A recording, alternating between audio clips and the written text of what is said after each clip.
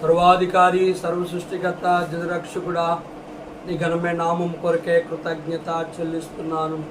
మరొకసారి ప్రభువా, ఈ దినము యెహోవా అనే వాక్య వెలుగులో మాతో మాట్లాడు. ఇగో మా దేశంలో ఈ దినము ఎన్నిక రిజల్ట్ ఇచ్చావు. ఎవరినైతే అధికారులుగా నియమించున్నావో వారిని బట్టి నీ వందనాలు. నా ఉన్న అధికారం ప్రభువులకు కలిగింది, నువ్వు లేకుంటే ఎవరికి అధికారం కలగలేదని అయ్యా బైబిల్ సెలవిస్తుంది. అధికారులను ఎదిరించేవాడు దేవుని ఎదిరించినని చెప్పాం. ఇగో ప్రభా, నాయన గర్విష్యుల్ని సింహాసనం త్రోసివేసి దీనిని సింహాసనం ఎక్కిస్తుందని చెప్పావు దేవా. ఇగో 5 సంవత్సరాలు న్యాయంగా ప్రజలను పరిపాలించే అధికారులుగా వారిని తీర్చిదిద్దమని యేసు నామంలో వాక్య వెలుగులో మాతో మాట్లాడమని యేసు నామంలో వేడుకుంటున్నాము తండ్రి. ఆమేన్.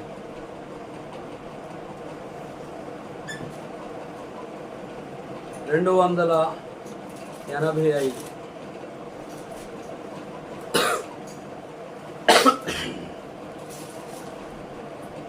ప్రేమతో యేసు పిలుచుచున్నాడు రమ్ము. ప్రేమతో యేసు పిలుచుచున్నాడు రమ్ము. రక్షణను పొంది రక్షణముగా వెళ్ళుము. రక్షణను పొంది రక్షణముగా వెళ్ళుము. ప్రేమతో యేసు పిలుచుచున్నాడు రమ్ము. ప్రేమతో యేసు పిలుచుచున్నాడు రమ్ము. పాపమెరుగని ప్రభుని కొరకే పాపముగను చేయబడును. పాపమెరుగని ప్రభుని కొరకే పాపముగను చేయబడును. శాపగ్రాహ్యయే సిలువలో శాపగ్రాహ్యయే సిలువలో అరుగిడి రమ్ము. శాపగ్రాహ్యయే సిలువలో శాపగ్రాహ్యయే సిలువలో అరుగిడి రమ్ము. ప్రేమతో యేసు పిలుచుచున్నాడు రమ్ము. ప్రేమతో యేసు పిలుచుచున్నాడు రమ్ము. గుండ్ల కిరీటమును ధరించి ముఖము పైన వేయబడు. గుండ్ల కిరీటమును ధరించి ముఖము పైన వేయబడే. ప్రాణమిడెనేసు సిలువలో ప్రాణమిడెనేసు సిలువలో పరుగెడి రమ్ము. ప్రాణమిడెనేసు సిలువలో ప్రాణమిడెనేసు సిలువలో పరుగెడి రమ్ము. ప్రేమతో యేసు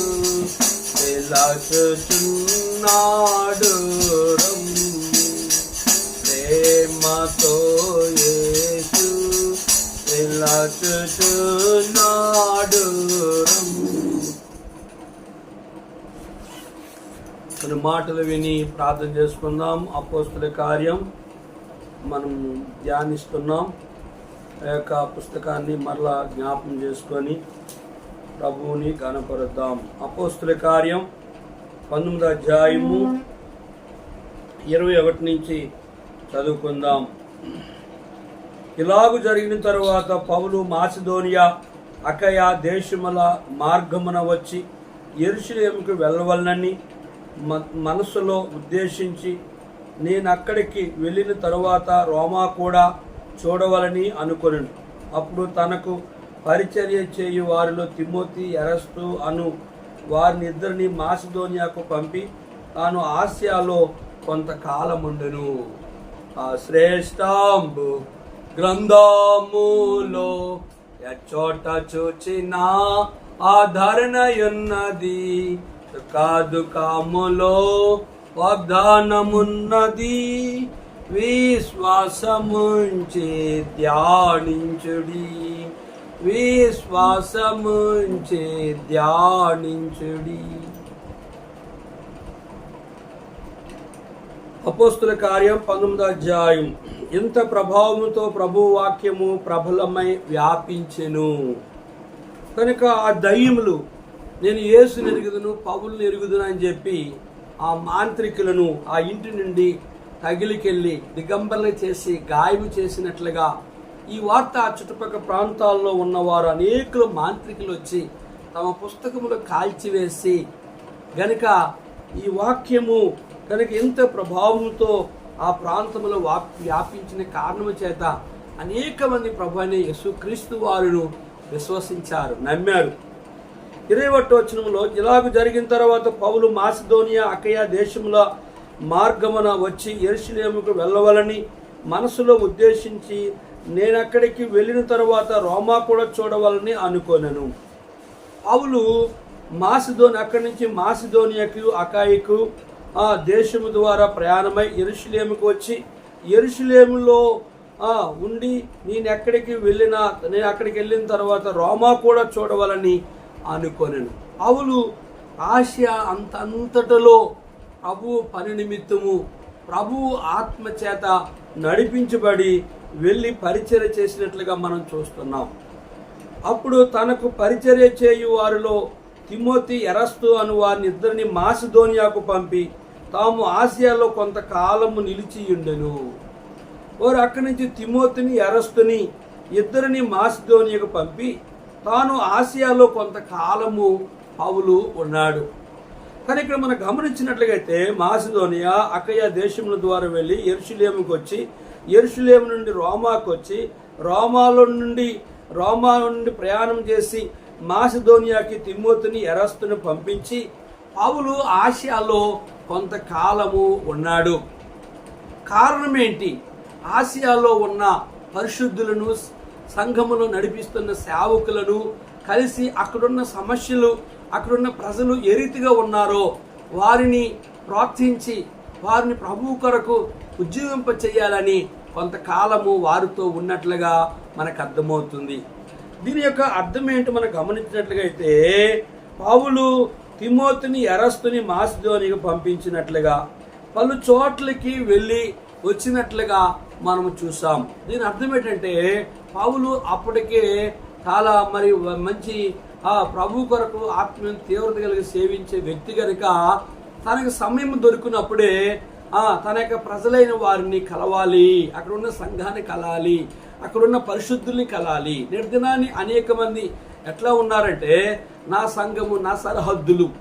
పెద్ద సేవకులు కూడా వాళ్ళ అండర్లో కొన్ని సంఘాలు ఉంటే ఎక్కువగా ఎక్కడ స్వలాభం ఉంటుందో, ఎక్కడ వారికి ఆ పరిస్థితులన్నీ బాగుంటాయో అట్టి స్థలాలకి వెళ్ళడానికి పెద్ద సేవకులైన వారు ఇష్టపడుతూ ఉంటారు.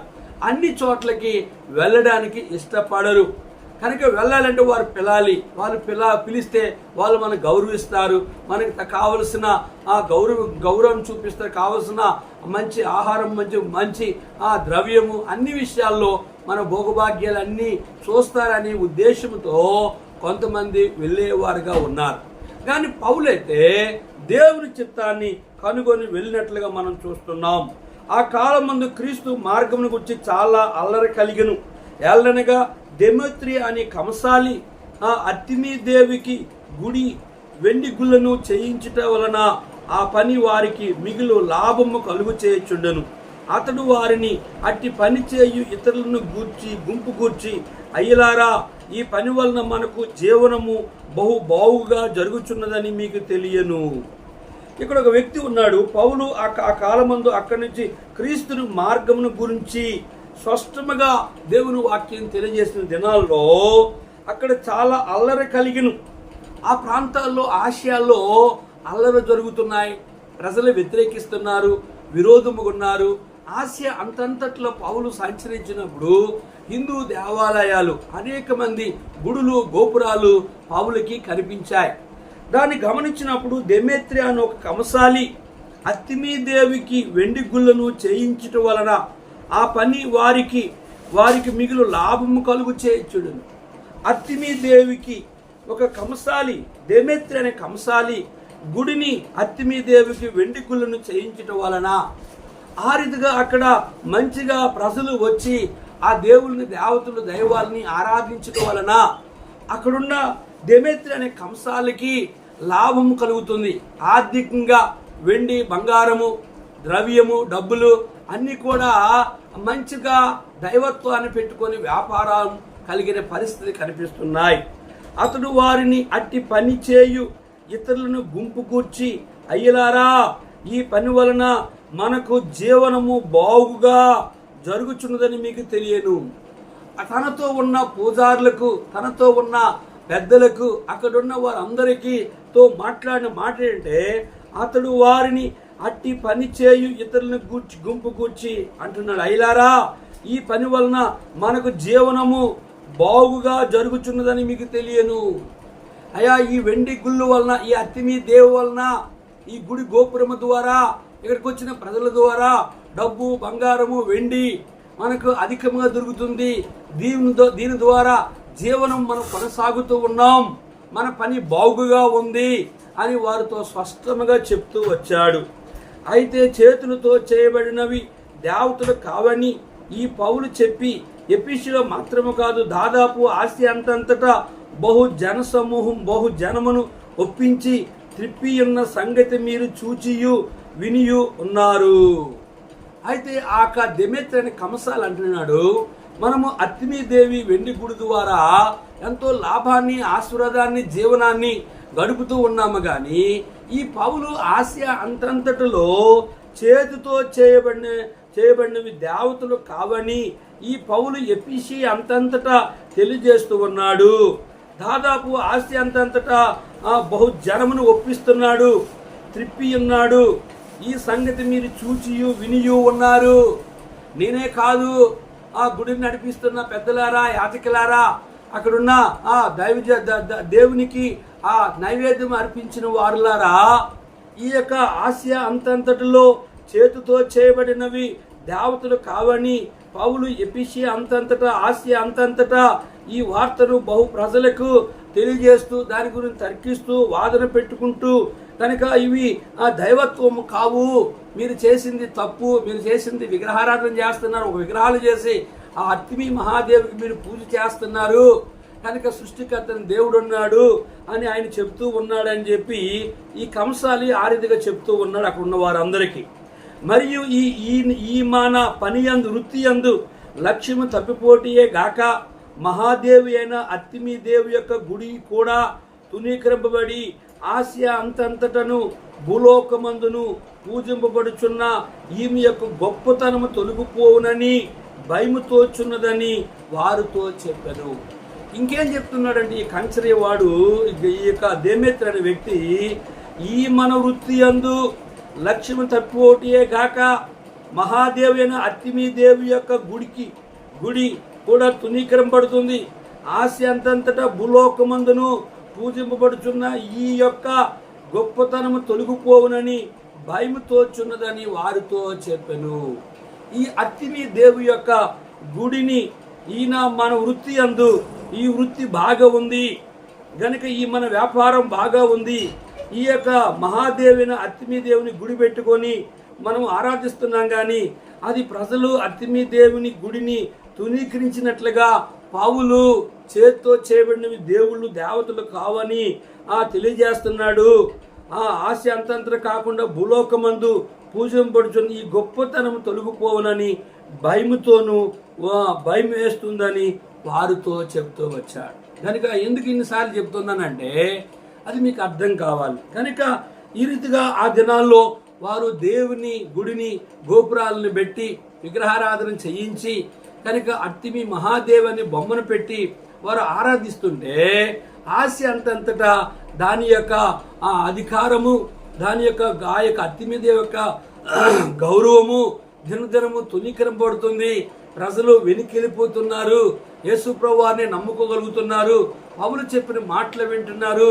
చేతులతో చేయబడినవి ఈ అర్తిమి మహాదేవి దేవుడు కాడు, ఆ దేవత కాదు, మనము కేవలంగా మన జీవనం కొరకు చేస్తున్నామని పౌలు ఈ రీతిగా ప్రసారం చేస్తున్నప్పుడు ప్రజలు మన గుళ్ళకి రావట్లేదు, మన దేవాలయంకి రావట్లేదు, మన దేవతని ఆరాధించట్లేదు, మన దేవుని దగ్గరికి వచ్చి వారు మొక్కుబడులు చెల్లించట్లేదు అని అక్కడున్న అధికారులందరికీ, అక్కడున్న పూజారులందరికీ కూడా ఈ యొక్క దేమేత్రి అనే వ్యక్తి వారికి స్పష్టముగా బోధిస్తూ వచ్చాడు. వారు విని రౌద్రముతో నిండిన వారే ఎఫెసీయుల అర్తిమీదేవి మహాదేవి అని కేకలు వేసిరి.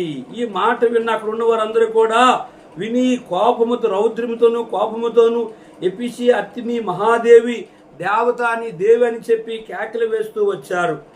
ఆ పట్టణము బహు గలిబిలిగా ఉండెను. మరియు వారు పౌలుతోనూ ప్రయాణమై వచ్చిన మాసిదోనియ వారైన గాయిను అరిస్తార్కును పట్టుకొని దొమ్మిగా నాటకశాలలో చొరబడిరి. కనుక దీనికి కారణమైన ఆ యొక్క పౌలుని వారు పట్టుకోలేదు. కానీ ఇక్కడ మనం గమనిస్తే గాయును అరిస్తార్కును పట్టుకొని నాటకశాలలోనికి వారు తీసుకొని వెళ్ళారు. ఆ పట్టణం అంతా గలిబిలిగా ఉంది. పౌలు ప్రయాణమై వచ్చిన మాసిదోనియా వారైన గాయును అరిస్తార్కును ఎందుకు దొమ్మిగా నాటకశాలలోని తీసుకెళ్లారో అంటే చూడండి, పౌలు జనులు సభ యొద్దకు వెళ్ళదలిచిన కానీ శిష్యులు వెళ్ళనేలేదు. మరియు ఆ ఆసియా దేశాధికారుల్లో కొందరు అతనికి స్నేహితులయ్యుండి అతని యొద్దకు వర్తమానం పంపి నీవు నాటకశాలలోనికి వెళ్ళవద్దని పౌలును వేడుకొనిరి. ఆ సభ గలిబిలిగా ఉండిన గనుక కొందరు ఇలాగను, కొందరు ఇలాగును, కొందరు అలాగును కేకలు వేసిరి. తాము ఎందు నిమిత్తము కూడుకొనురో చాలా మందికి తెలియదు. అప్పుడు యూదులు అలెగ్జాంద్ర ముందుకు త్రోయగా కొందరు జనసమూహముతో నుండి అతనిని ఎదుటికి తెచ్చిరి. అలెగ్జాంద్ర చేసి జనులతో సమాధానం చెప్పవాలని ఉండను. గనుక ఇక్కడ మనం గమనిస్తే పౌలుకి ఆసియా దేశ అధికారుల్లో అతని కొంతమంది స్నేహితులు ఉన్నారు. అతనికి వర్తమానం పంపారు, నువ్వు నాటకశాలకు వెళ్ళొద్దు పౌలా. గనుక అక్కడ ఉంటున్న వెళ్ళిన వారిద్దరు వెళ్ళారు కానీ, గాయు అరిస్తారుకు వెళ్ళారు కానీ, నువ్వు నాటకశాలలో చొరబడొద్దు, అక్కడికి నువ్వు వెళ్ళొద్దు, అక్కడ వారితో నువ్వేమీ మాట్లాడొద్దు, నువ్వు మౌనముగా ఉండు, నువ్వు బయటికి వెళ్ళిపో, నువ్వు ఆ చోటుకి వెళ్ళొద్దు అని తన స్నేహితులు పౌలుకి సలహా ఇస్తూ వచ్చారు. ఆ సభ గలిబిలిగా ఉండిన గనక కొందరు ఇలాగూ కొందరు అలాగూ కేకలేశారు. ఆ సభ గలిబిలిగా ఉంది కనుక కొందరు ఒకలాగా కొందరు ఇంకొకలాగా మాట్లాడుకుంటూ ఉన్నారు. తాము ఎందు నిమిత్తం కూడుకున్నారో చాలా మందికి తెలియదు. ఎందు నిమిత్తం అక్కడ కూడుకున్నారో, ఆ సమావేశం ఎందుకే వారు సమావేశమై ఉన్నారో చాలా మందికి తెలియదు. అయితే అప్పుడు యూదులు అలెగ్జాంద్రను ముందుకు త్రోయిగా కొందరు సమూహంలో నుండి అతన్ని ఎదుటికి తెచ్చిరి. అలెగ్జాంద్ర చేసి జనులతో సమాధానము చెప్పుకున్న వాళ్ళని ఎండరు. ఈ అలెగ్జాంద్ర అనే వ్యక్తి యూదుడు. అతడు ముందుకి కొంతమందిని త్రోయిగా జనసమూహముగా ముందుకి వారు ఆయన ఎదుటికి వచ్చి అలెగ్జాంద్ర ఎదుటికి వచ్చారు. కానీ అలా అతడు చేసి సమాధానం చెప్పాలని ఉన్నాడు. ఇతడు వారికి సమాధానం, అక్కడున్న ప్రజలకు సమాధానం చెప్పాలని ఆశించాడు. అయితే అతడు యూదుడని వారు తెలుసుకున్నప్పుడు అందరూ ఏకశబ్దంతో 2 గంటల సేపు ఎఫెసీయుల అర్తిమీదేవి మహాదేవి అని కేకలు వేసిరి.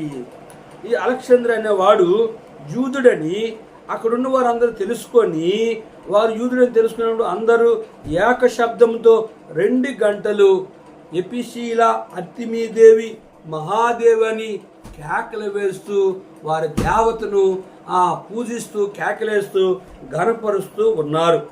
కనుక ఇది చూసిన వారు అంతట కర్ణమును సమూహము సముదాయించి ఎపిషీలారా, ఎపిషీ పట్టణము అర్తిమి మహాదేవికి ధూపత్తి యొద్ద నుండి పడిన మూర్తికిని పాలకురాలై ఉన్నదని తెలియని వాడెవడు? ఈ సంగతి నిరీక్షేపము గనుక మీరు శాంతము కలిగి ఏదియు ఆతృతపడి చేయకుండుట అవశ్యము. కనుక ఈ యొక్క అర్తిమి దేవి ఎదుట వారి దేవతను ఘనపరుస్తుంటే అంతట కరణము అని ఒక వ్యక్తి ఏం చేస్తాడంటే సమూహమును సముదాయించి, అంటే దయచేసి గోల్ చేయకండి, వినండి అని చెప్పి మనం ఉండేది దేవుని మందిరంలో ఉన్నాము అని చెప్పి వారిని ఆయన చెప్పిన మాటలు వినాలని ఇలా చెప్తూ వచ్చాడు. ఎపిషీలారా, ఎపిషీ పట్టణము అర్తిమి మహాదేవికిని ధూపత్తి యొద్ద నుండి పడిన మూర్తికిని పాలకురాలైన ఉన్నదని మీకు తెలియని వాడెవడు? ఈ యొక్క ఎపిషీ పట్టణంలో అర్తిమి మహాదేవి గనుక ధూపత్తి యొద్ద నుండి పడిన మూర్తికిని పాలకురాలై ఉన్నదని తెలియని వాడెవడు? ఆమె దేవత, ఆమె మన దైవము, ఆమె మన పాలించేది, మనమే ఆమెను ఆరాధించే వాళ్ళమి. మనకి ఆమె ఎపిషీ అర్తిమి మహాదేవి, ఆమె పేరు ఆసియా అంతంతటా ప్రత్యేకింపబడి ప్రజలకి తెలియని వాడు ఎవడూ లేడు.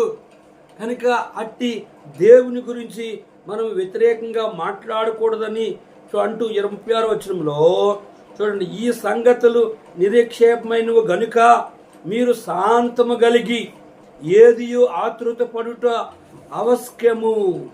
కనుక ఈ సంగతి అందరికీ తెలుసు కనుక నిరీక్షేపముగా, అంటే సమాధానముగా, నెమ్మదిగా, శాంతముగా ఏదియో ఆతృతపడి చేయుట అవశ్యం కాదు. ఏది కూడా మనము తొందరపడి ఏ నిర్ణయాలు తీసుకొని మనము గొడవలకి, సమస్యలకి, మనస్పర్ధలకి కారకులు కాకూడదు అని ఈ యొక్క కర్ణం అనే వ్యక్తి తెలియజేస్తూ ఉన్నాడు.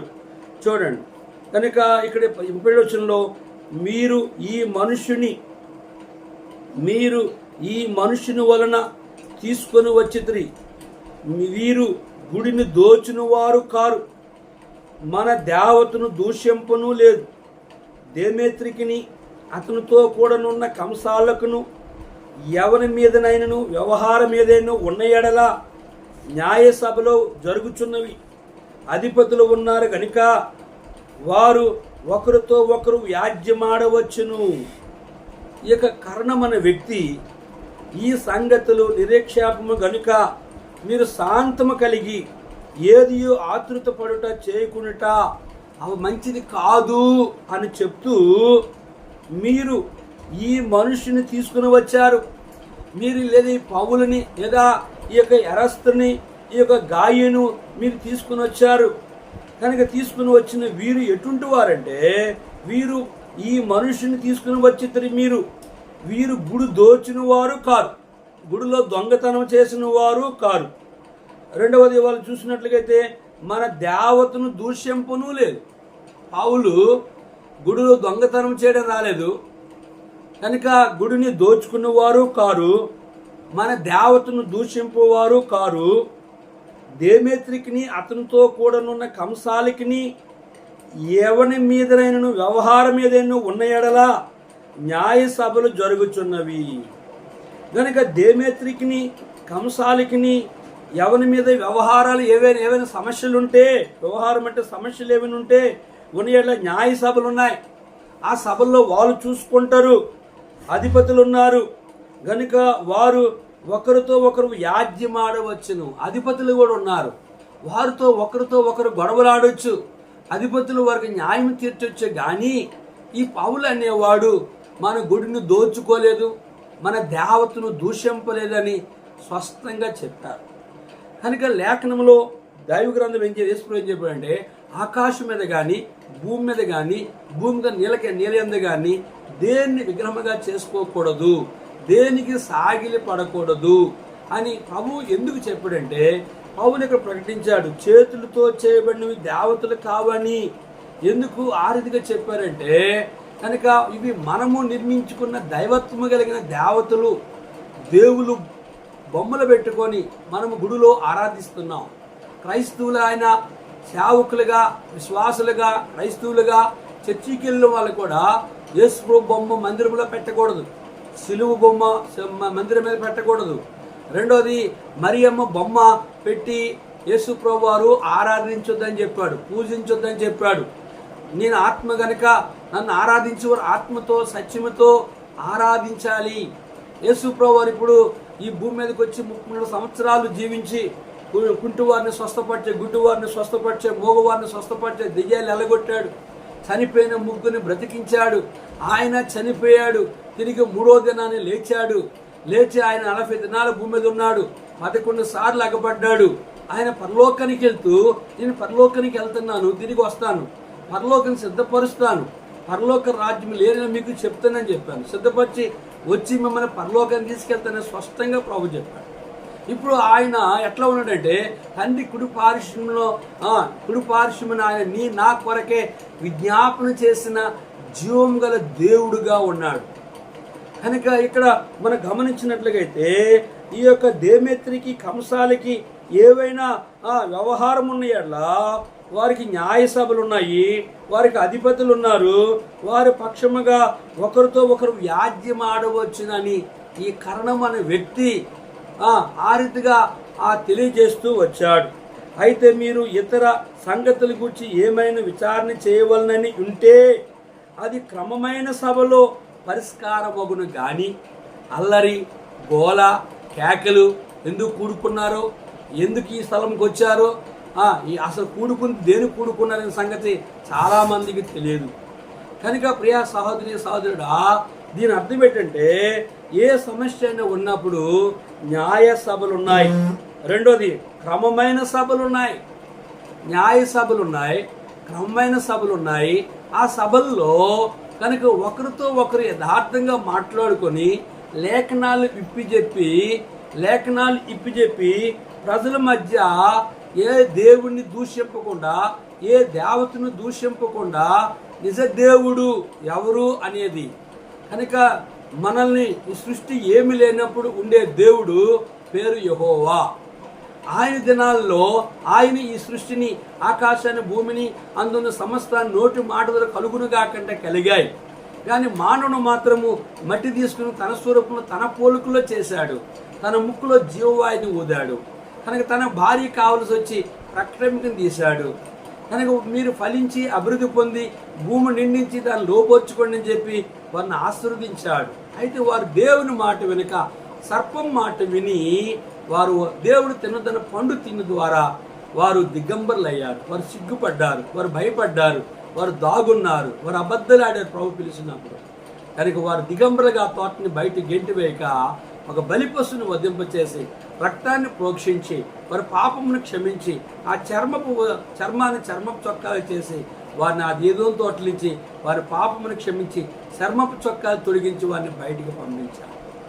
ఆ పాపైన మానవం రక్షించడానికి కోలు, గుర్రెలు, ఎడ్ల రక్తం ద్వారా పాపక్షమాపణ కలుగు గనుక ఆయన యెహోవాను, ఆయనే కన్య గర్భవతి కుమారుని కలు యేసు ప్రభువారు మరియ గర్భమున పరిశుద్ధుడు పుట్టి పరిశుద్ధుడు జీవించి ఆయన మరణించి తిరిగి మృతుల్లో నుంచి పరలోకానికి వెళ్ళి ఈ భూలోకానికి రాబోతున్నాడు.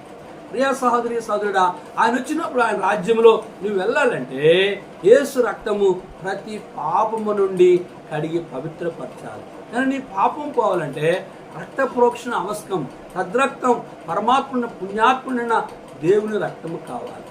ఆ రక్తమే కనుక యేసు ప్రభువారు నా పాప పరిహారము కొరకే కాచాడు. కనుక ఇక్కడ మనం గమనించినట్లుగైతే అది క్రమమైన సభలో పరిష్కారమగును అంటూ మనము ఈ గలిబిలిని గురించి చెప్పదగిన కారణమేమీ లేనందున నేడు జరిగిన అల్లరిని గురించి మనల్ని విచారణలో తెత్తరేమో అని భయమవుతున్నది.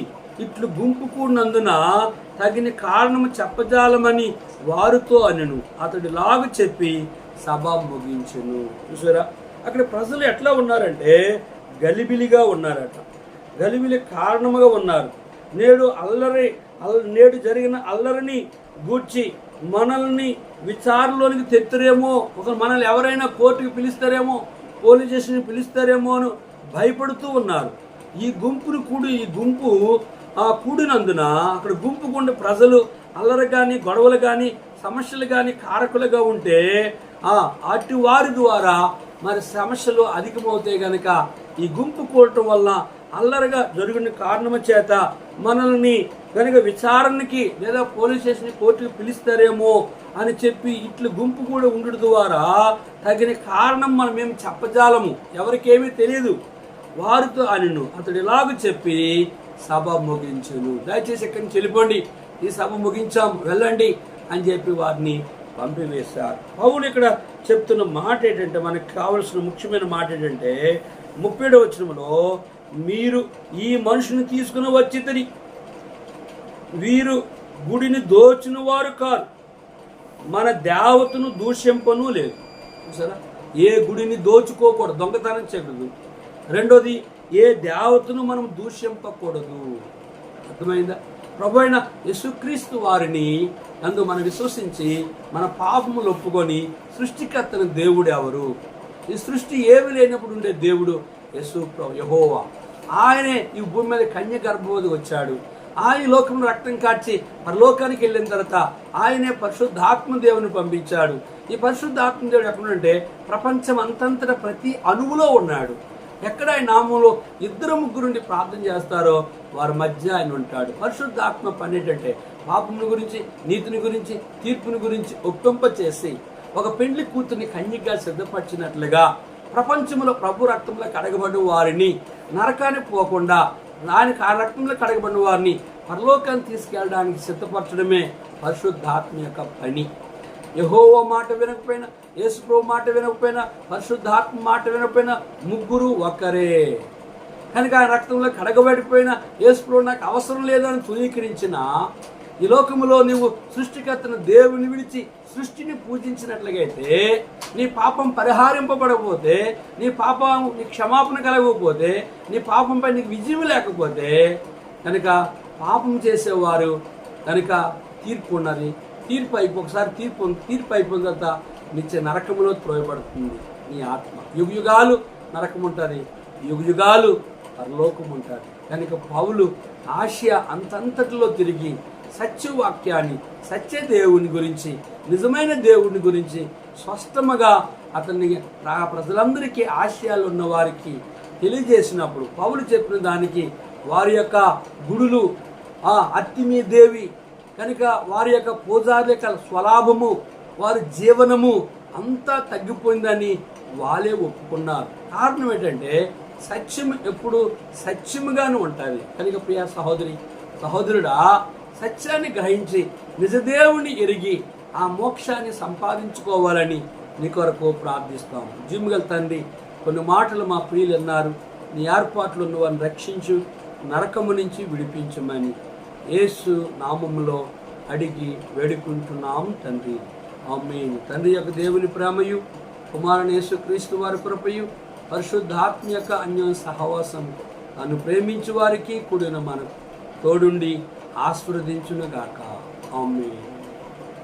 ప్రేమతో యేసు పిలచుచున్నాడు రమ్ము, ప్రేమతో యేసు పిలచుచున్నాడు రమ్ము, రక్షణను పొంది లక్షణముగా వెళ్ళుము, రక్షణను పొంది లక్షణముగా వెళ్ళుము.